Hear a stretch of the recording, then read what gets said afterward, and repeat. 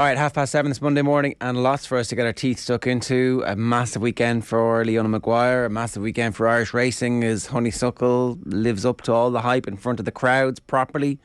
The Dubs, what's going on? How excited are the Kerry people? The full crowds there, full crowds in Armagh. Is Armagh and Tyrone are back? This is mad. Well, I mean, we are back in so many different senses of the word. Like, I mean, yesterday just seeing... Now, it wasn't the orange Armagh jersey, but it was a nicer version of the orange Armagh jersey being wrestled to the ground and wrestling back with all those Tyrone players, which is a beautiful sight. It was like 2005 all over again. The boom is back. We are back. Life is normal once again. You'll be delighted that Armagh and Tyrone are going to knock lumps out of each other before they get to Croke Park. Now, the Kerry are the best team in the country again. Mm-hmm. I mean... Are Armagh not the best team in the country right now? It's Armagh or Kerry, right? Don't tell me you're going to make Armagh. Armagh are going to leap 12 places in a week. Who had the stronger opposition, do you think, at the weekend? Well, James Donoghue thought that Tyrone were going to get relegated. He didn't say that about the Dubs. So I'm just going by him.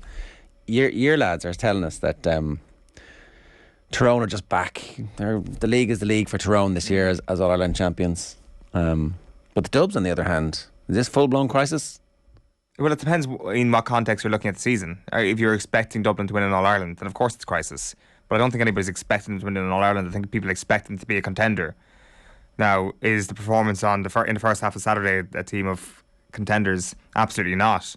But you're not talking Kerry down after the weekend, are you? That's not your natural instinct. I haven't said anything about Kerry. Kerry were amazing at the weekend. Okay.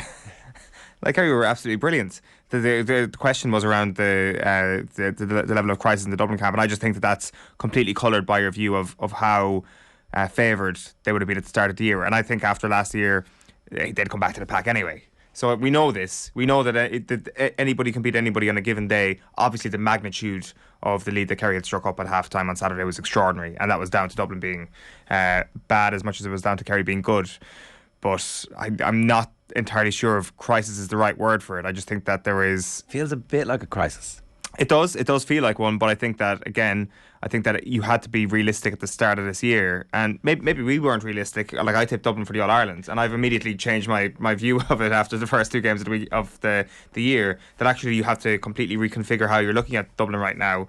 And it does take time. You've got to retrain your brain to, not expect, say, a 13-point comeback at the weekend, or not expect them to go and win every game of the league, or be in contention to win every game of the league. They're now one of the rest of the Division 1 teams, which means that they can be vulnerable to getting a pasting. What's Mayo next? In Croker. The timing of that fixture couldn't be better. Yeah. And Mayo have really struggled in that fixture against Dublin in the league over the last couple of years, haven't they? So it's obviously a revenge moment for Dublin after last year. It's going to be the same venue and all that. But again, is our analysis in the build-up to this match going to be coloured by what Dublin have done in the past? This notion of, Dublin always do take Mayo in the league. Well, it'll be interesting because perhaps Dessie Farrell did say that some players will be back for the next game. The 2 weeks, they're going to enjoy the 2-week break because it might give them an opportunity to get some more bodies back. We'll see who's back. I definitely do think Armagh and Kerry have got Dublin at a good time.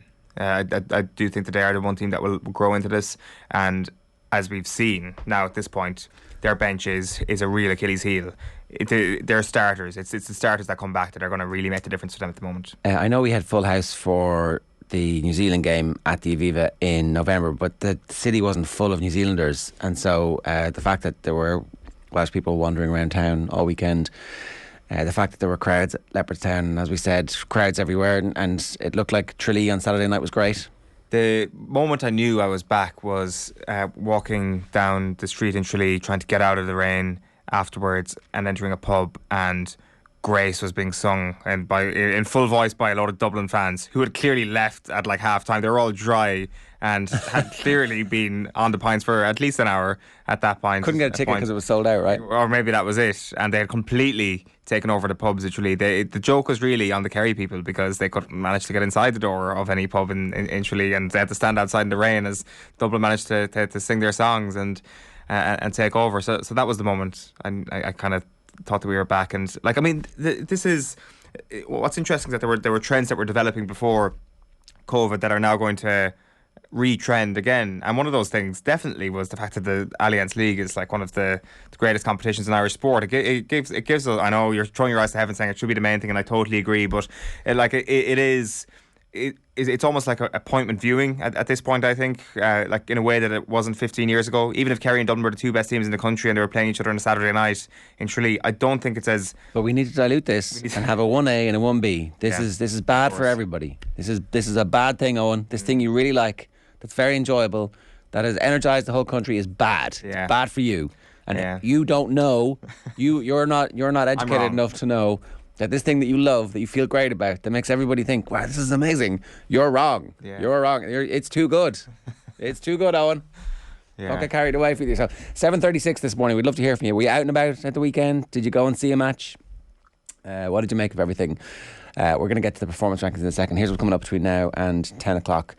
Declan Maguire, Leona's dad, is going to join us at 8:10 to talk to us about a big breakthrough win. This is like every little mark along the way that you want Leona Maguire to do. She just keeps doing and blasting through it with incredible performances. And what an ambassador, the way that she spoke afterwards, her social media, all that kind of stuff. Just, she's leaning into being one of the leaders of Irish sport at 27. Cyril Farrell's going to join us at 8 to talk about the Galway hurling. We've got sports pages at 8:40. Anthony Moyle's going to talk to us about the weekend's football. Alan Quinlan about the weekend's rugby. The swashbuckling performance of Ireland absolutely annihilating Wales, as we expected, at 9:10, and some Derek McGrath wisdom at 9:30. But at 7:37, a reminder, OTB AM is brought to you by Gillette. Good morning. Start with Gillette. Put your best face forward with their new and improved razors. Who is in this week's performance rankings? Let's find out.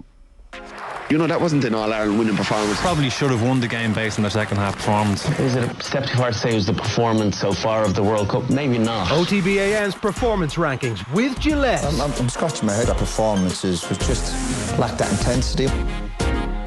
Bam.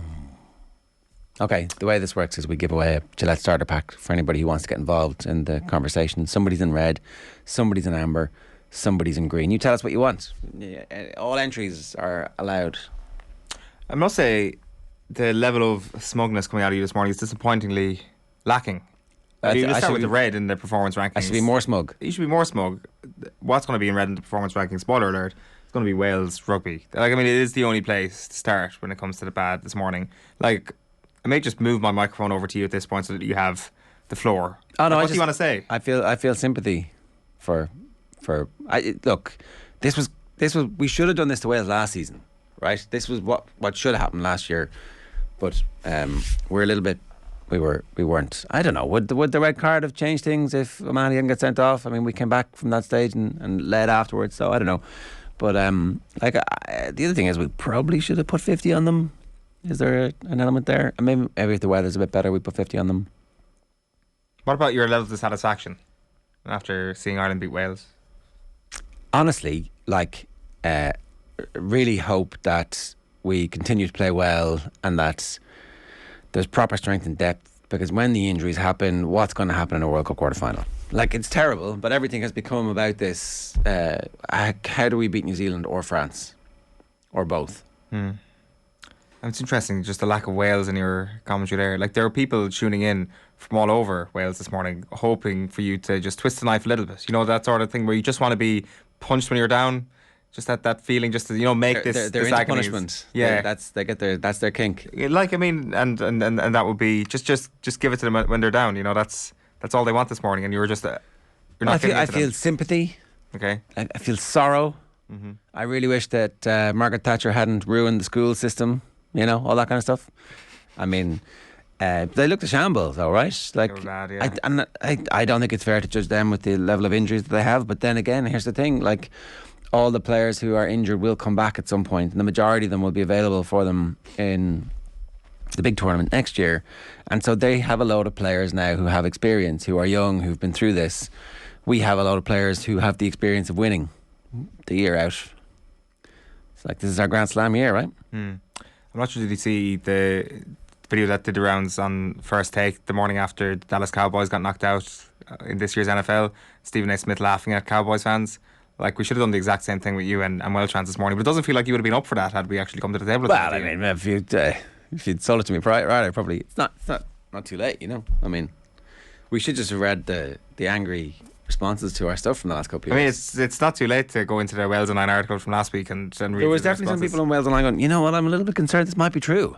Well, that is the thing, actually. I wasn't sure if we were being yerred or if there was actually a real level of concern. I guess you can't really argue with the fact that their injury list was full to the brim with Lions, let alone seasoned internationals. So it was always going to impact them a little bit. There was obviously deeper rooted issues in Welsh rugby that I guess you and myself had touched on last year as well, that we kind of seen that there was maybe a lack of light at the end of the tunnel.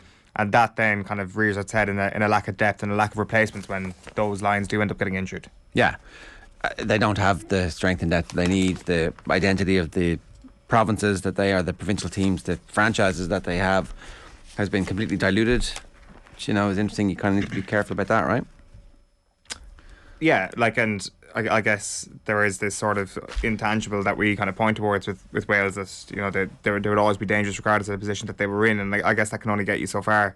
I agree with the second point that you made there about Ireland possibly putting up more against them, because Wales were very, very bad, as in like it was historically bad, it felt, from a Welsh perspective. Chances are they'll get it right and they'll go deep into the 2023 Rugby World Cup. But as of last Saturday, they were a very poor side that Ireland came up against. Yeah, and the scoreline should have been greater for Ireland. And like, I do think that maybe is not something that Andy Farrell is going to be too disappointed about when he's trying to control the narrative ahead of Saturday. Yes, Antoine Dupont has come out in the last 24 hours and said Ireland are favourites for the Six Nations this year. I think he said that at the pre-tournament. Remember when we were doing our pre-tournament? Yeah. I think he said that at the press conference, and that they're only putting it out now, kind of type thing. So, so that's his line. That's the talking point. The talking point is Ireland are the favourites. But hang on a second, you just put in, you're the World Player of the Year, and also you beat the All Blacks in one of the greatest games we've ever seen. Like, France are favourites. There's no getting away from that. Yeah. And Andy Farrell did his best to put that ball back in their court as well. But I think that, like, I think that it was pretty clear for everybody to see that Ireland could and possibly should have put up a greater score. And I think it's just a lovely position for Ireland to be in, where they've got a bonus point win against one of their rivals, and there was still plenty to work on, and there was still this kind of realisation, and maybe this is a historical context to this as well. There's this realisation that bad days could be around the corner again. So I guess maybe that informs why you should be enjoying something like Saturday a little bit more. But at the same time, it kind of sounds a note of caution about maybe Ireland not being as clinical as they'll need to be in the games against France and against England, because let's face it, England will probably be a better side come the end of this year's Six Nations than they were on Saturday. Yeah, or England are using this as, again, the same thing. It's like, how are we going to find out about these players, put them in a crisis situation? It's a crisis now, let's see how they respond. Like, this is the year where England are traditionally rubbish. Yeah. And then they reach a World Cup semi-final or final.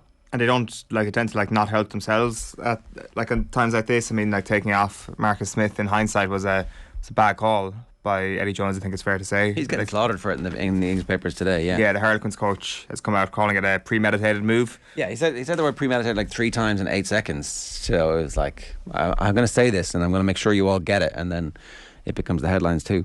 I guess premeditated in a coaching sense is not the word you want to hear. I presume when you're doing the coaching courses and it's like in-game management, do not premeditate is probably the last thing you want to hear. I mean, there's certainly scenario planning, but whether or not it's like, no matter what happens, if we're 50 points up or 50 points down, or if it's a really balanced game, he's playing excellently, I'm still going to whip him off. Didn't work anyway. No, and I guess Scotland have done England in back-to-back years at this point, but I do think they'll be much better as this thing rages on, and that'll be because they've taken a couple of risks early in this year's Six Nations. But if we bring that back to Ireland, then I mean, there was, and I know Andy Farrell denied it was a risk before the game, but I definitely thought it was a tad risky, throwing Mac Hansen straight into things at the weekend, and it paid off handsomely. And pretty good, yeah. Deserving of his Man of the Match award. Just kind of like, if there was no numbers on the backs of the players, you'd be like, okay, who's this new midfielder? Well, I would have said Andrew Conway was the Man of the Match, to be honest. Yeah. Or, well, yeah. I mean, I thought that first finish was absolutely sensational. Pass, yeah. Hansen was, really good. He totally deserved it. Or you could have given Man of the Match to one of the front rows, like Porter. I thought the rip that Porter does was kind of like an NFL move that they scored. Was that Conway's try off? Is that where that try came from? I thought certainly in open play, Andrew Porter is leaning into being world class. You're like, okay, this is good. It's a good development. Like, I mean, it could end up being like stuff that doesn't materialise or doesn't last for the foreseeable future. But certainly on this show you've had people calling Tyke Furlong the best player in the world, and I think Fiona Hayes was yesterday saying that Andrew Porter is the best loose head in the world. So like, I mean, that is the conversation that is happening around these two players in particular. Not like us to get carried away as a nation, but yeah. That's what I mean. It may not be like France are favourites for that game, by the way. Right. And that's no surprise. That's no surprise. Like, I mean, that's right, isn't it? Yes, it is. France at home should be favourites. France are a better team than us at the moment. We'll see what happens. Will we move on? Yeah, go. Brendan Rodgers in the red as well this morning. They lost 4-1 to Nottingham Forest yesterday. Played a relatively strong team. Leicester-Nottingham rivalry obviously is something that's relatively fierce. You had Forest thump as depicted on the back of the Mirror in the Star this morning. A fan running on to the pitch, punching a Nottingham Forest player, getting a lifetime ban from Leicester City. Also England fans-esque behaviour from Leicester fans in Nottingham. Forest thumped there. It works both ways, because Forest thumped Leicester and the fan thumped a Forest player. So you see that? It's like, that's the half of the morning. Oh, it's 100. That's the type of thing. The guy's sitting back smoking a cigar going, my work here tonight is done. I'm not doing any more sub editing. I got Forest thumped, lads. Off you go. It's the tab of the month, really. And you had like garden furniture being used as projectiles in a war between the fans before the game as well. Something that looked like a Costa coffee was being filmed from within as men in hoods grabbed steel chairs and threw them at the windows, which was kind of reminiscent of Marseille in 2016 or something like that. Yeah, or was it Man United Leeds last year? Yeah. So that is something that definitely happened. But on the pitch then, Leicester City were bad, very, very bad. They had more possession but they didn't create anything. Nottingham Forest created more chances, were more incisive. Brendan Rodgers apologised afterwards. You come into a derby game looking to win the game, and he apologised for the lack of authority, aggression, the strong mentality, questioned the hunger in his team. That he's seen some worrying signs now, and obviously they play Liverpool on Thursday. And I mean, can a manager's stock fall and disappear so quickly, just like that? Or don't you have enough credit in the bank for what he did over the last couple of seasons? Not to get the Man United job or to be talked about any of those jobs at the moment. He was right there for one of those jobs, and then it disappeared. A puff of smoke. I would say that puff of smoke probably came through when they go through his Wikipedia and realise that he is a former Liverpool manager. And given what happened to Rafa Benitez at Everton, I would say that position is just hardened at Manchester United, where they're like, this can actually turn sour pretty quickly. Yeah. The question I would have around Brendan Rodgers now is, will he regret snubbing Newcastle United earlier in the season? Is there a world where in 12 months' time Newcastle are ahead of Leicester City in the Premier League? Oh yeah, absolutely.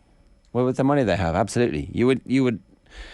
Maybe it doesn't happen straight away. Maybe they've got the wrong manager, but it's not. I mean, it's certainly on the table, right? Yeah. I mean, they're 10th at the moment. Yeah. So it's been pretty poor, and obviously, I mean, Vardy wasn't around yesterday for them. Like, it feels like we've had this conversation a lot around Jamie Vardy, and he keeps coming back and playing well, but he is 35 at the moment. Like, there will come a time when Ian Acho is going to have to be the guy, and Patson Daka is going to have to be the guy who scored that level of goals to maintain that Leicester status as a team that could, at their best, be challenging for Champions League places. And is that going to happen at some point over the next little while? I'm not convinced. For anybody who didn't see the game, so Harvey Barnes, James Maddison, Adam Muller-Lukeman, Wilfred Ndidi, Yuri Tielemans, Kelechi Iheanacho all started. Yeah. Obviously they have their centre-back troubles at the moment, but Sionchu is back. They've got no Johnny Evans at the moment. Like, I think that their bill of health isn't one of the things that you can point towards and say that's a factor in them losing that game yesterday. In fairness, I don't think Rodgers pointed to that either. It's just been part of the reporting around the game. It's a reason why they're in 10th in the Premier League. It's not the reason why they lost 4-1 to Nottingham Forest yesterday. It was a bad day, and I think that Rodgers he's got a tricky position to manage at the moment. Like, we've seen Leicester City. Again, this was, I guess, a previous time, but they have been ruthless in the past with their managers. Obviously, with Ranieri getting sacked the season after he brought them to the greatest story in the history of the Premier League.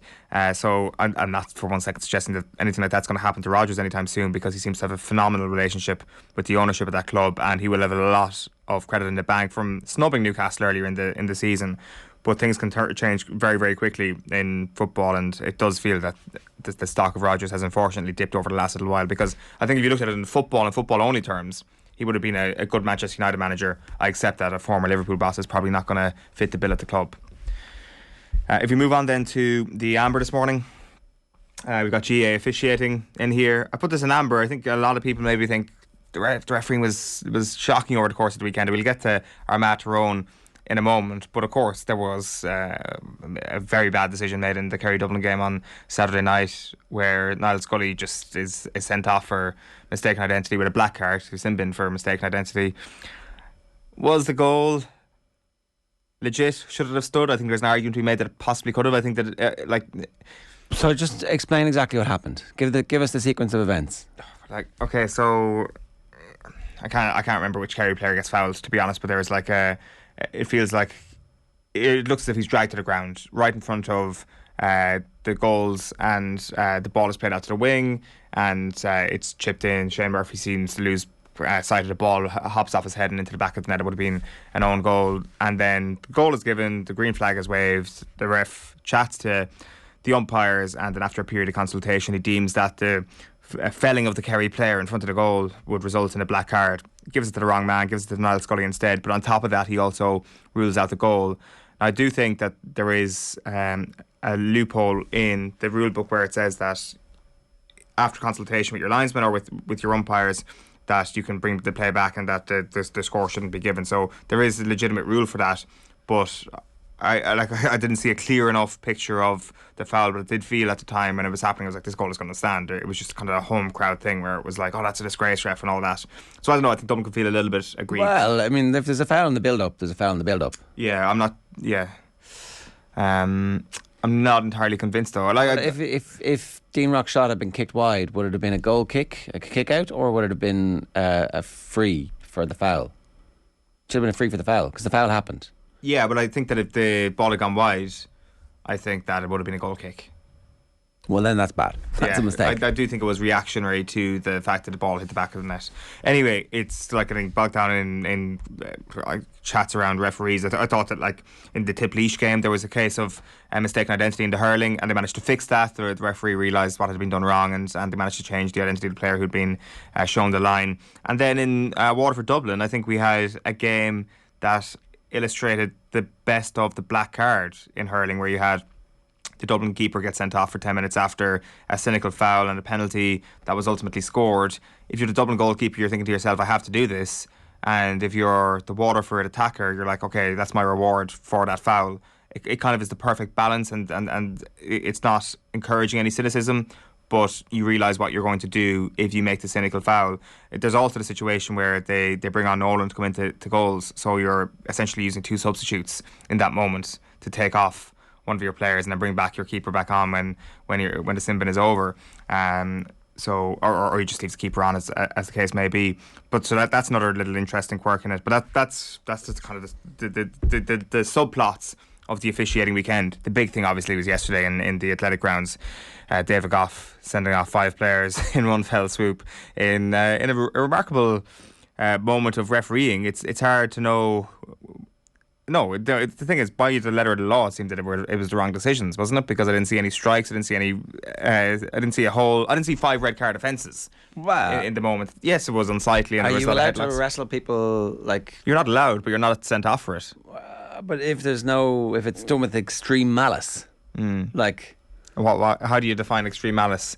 Like dangerous violence. Play, violent conduct. What's the GAA equivalent of violent conduct? Yeah, like there was. Yeah, it definitely. Like I mean, it was quite fitting because all these Armagh players, in particular, at the moment, looked like UFC middleweights, and I did feel that this is what we were seeing on the side of the pitch yesterday. There was something kind of fitting about it all, but I did feel that if he'd sent 4 off on both sides, would that have been more correct? No, it's nothing to do with the unfairness of it all. The unfairness of it all. Like I mean, he saw what he saw, and clearly there was obviously some takedowns that involved like a neck roll or something like that, which is really dangerous play. There's no getting away from that. So that's obviously what I think he saw. But when I watched the footage back, it did feel as if there was a lot of kind of like headlocks on the ground and a lot of kind of like pulling to the ground. none of which would constitute red card offences. Maybe we should make them red card offences. There's a Twitter account, unofficial GAA. Some firmly believe headlock and chokeholds are part of the game. It'll be a sad day when it goes wrong, but some are okay with that too. There is definitely an acceptance that you're allowed to get somebody in a chokehold. That's fine. Yeah, you can grab somebody by the neck and yank it around. Like, are people unaware that the neck is not a very secure thing? It's not like your arm, and if you break it, it doesn't really fix. Is it? But it seems to be grand. Like it literally is. I've never seen some. It's the manly thing to do is to wrestle somebody by the neck. Yeah, I haven't seen too many people sent off for it. In a sense, David Goff took the law into his own hands yesterday, and the outcome may be a positive one. That if players are thinking to themselves, well, there's a serious chance of me being red carded for this, what are they going to do? They're going to stop doing it. So sure, what'll happen is the red cards will all be rescinded, and we'll go back to being able to do whatever you want. But then a brawl like this will happen. Well, no, I was going to say a brawl like this will happen earlier in the game. They tend to break out later in the game. You obviously have the situation of players pulling their opposite man down and getting him into a headlock late in the game to delay the play, and you're going to take the red card at that point potentially. And what about the mini brawl in the was more handbags, or was there something similar in the Dublin Kerry? I need to kind of watch that full thing back. It felt like it wasn't overly significant, but I would maybe guess that Kerry could have started that one. I did feel that there was something about Kerry on Saturday night where they were willing to start a fight, and it was interesting because I think like that John Fogarty piece in the Examiner last week about Kerry not having enough badness to win in All Ireland, I think was definitely true. I'm not sure were they reading the piece, have they been working on it, but definitely at the start of the second half, Dan Donoghue, the new player they've got in this year who's been outstanding, was marking Dean Rock, and he goes straight over to Dean Rock before the whistle is blown and just starts shoving him, just takes the fight to him straight away. Dean Rock is bigger than him, stronger than him, shoves him back and he sends him 10 yards backwards. But Dan Donoghue keeps shoving him, keeps annoying him, keeps pestering him. The sort of stuff that if Armagh Tyrone were doing to your team, you'd be really annoyed with the Armagh Tyrone player doing that. Again, it's a tiny sample size, but hopefully that's... the crowd in Tralee were like, yeah, you're stuck in time. There wasn't actually, it was just kind of in the corner that I was kind of watching it. I was like, fair play to you, Dan Donoghue. You're half his size and you're doing that. The violence is great when it's your team perpetrating it. Everybody else can get a red card, please. Somebody slid into our DMs to say, safe to say the GAA are in the red tomorrow. The cash cow of Dublin fitting Croker looks less and less likely this year. And then the scenes at the Tyrone match. Dubs in the red, obviously, too. Green for Ireland Rugby and Leona Maguire. Orange for the FA Cup. I think that the Dublin supporters are more likely to go to more Dublin matches because there's a chance they're going to get beaten.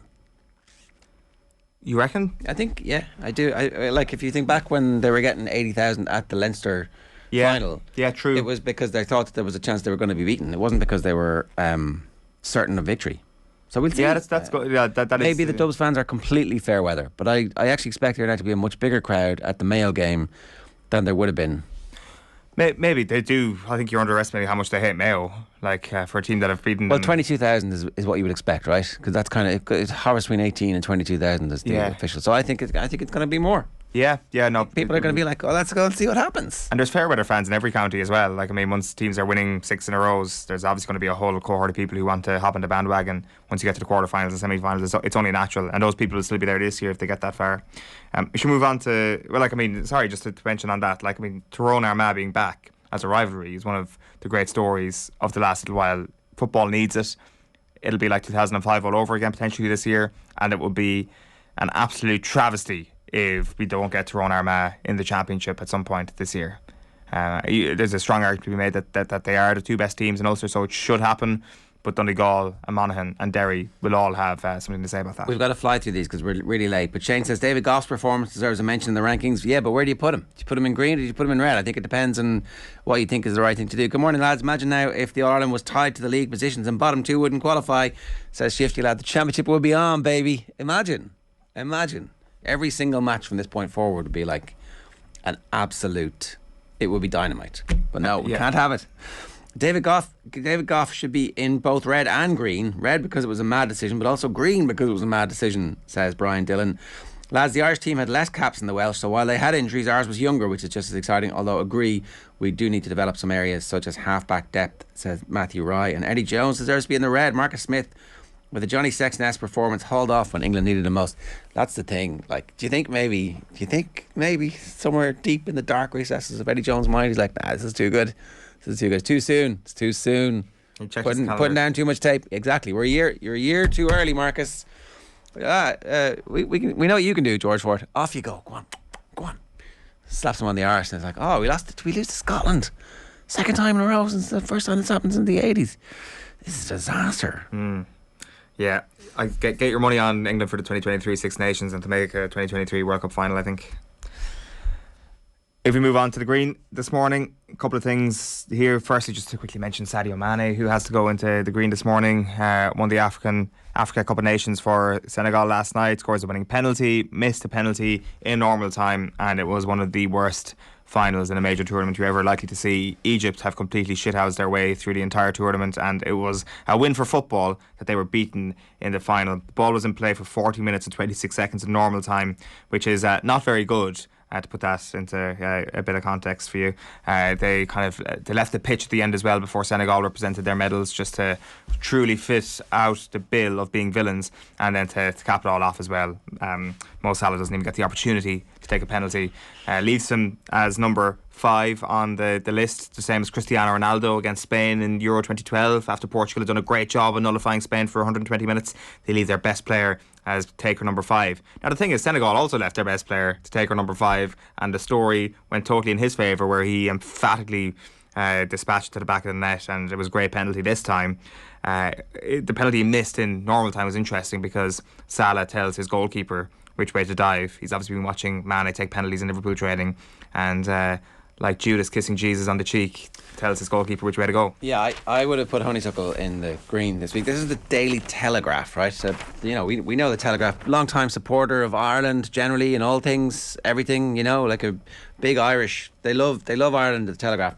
2 pages. One page is Leona Maguire and the other page is Honeysuckle and Rachel Blackmore. That's like a double-page spread of Irish women's success. Pages 18 and 19 in the sports section of the Daily Telegraph today. So Leona Maguire is in 100%. I mean, fitting that she won the Drive On Championship at the weekend, the most Irish sounding name in any golf tournament. And listening to Leona Maguire afterwards, you don't overly get a sense of the magnitude of what she's just achieved when you listen to her and the tone of her voice after. She's clearly elated. She's clearly absolutely delighted when you look at her body language, but I just kind of heard it on the radio yesterday before actually watching some of her post-round interviews, and it is just that constant level-headedness that has been a big factor in getting her to this point. You suspect the fact that, I would say, on the flip side of things, and during her disappointing days, you wouldn't have been able to hear an overt level of disappointment in her voice either. And just that sort of, she even said it herself yesterday or on Saturday, that her planning has been meticulous. Her career has been meticulously planned, staying in the amateur ranks for quite some time to perfect certain areas of her game, getting into 2021 and having a stunning year where she obviously has that 61 at the Evian Championship, and then the Solheim Cup, where there is this massive arrival of Leona Maguire, I feel anyway, into the Irish public consciousness. That can do, I suspect, strange things to the psyche, where you're like, wow, what a year. I'm going to go and enjoy Christmas and attack next year. Doesn't really enjoy Christmas. She's out on Stephen's Day, from what we're hearing, on the range, and morning, noon and night she is out there on the practice greens, bringing a level of work that her coach Shane O'Grady has compared to Padraig Harrington over the last little while. And Padraig Harrington, his big thing was, I know I'm not as talented as all the other players on tour, or some of the other players on tour, but I'm going to work my ass off and work harder than them, and that's going to lead me to the promised land. And that's exactly what Leona Maguire has done as well. She's going to win a major at some point over the next little while. A fantastic story that she got her first win, because she said herself that was the one thing that was missing from her 2021. Alright, we're going to talk more about Leona Maguire in just a moment, but that is this week's performance rankings. OTB AM's performance rankings with Gillette. We're actually going to speak with Leona's dad, Declan, next. Stay tuned. OTB AM. This is OTB Sports Radio.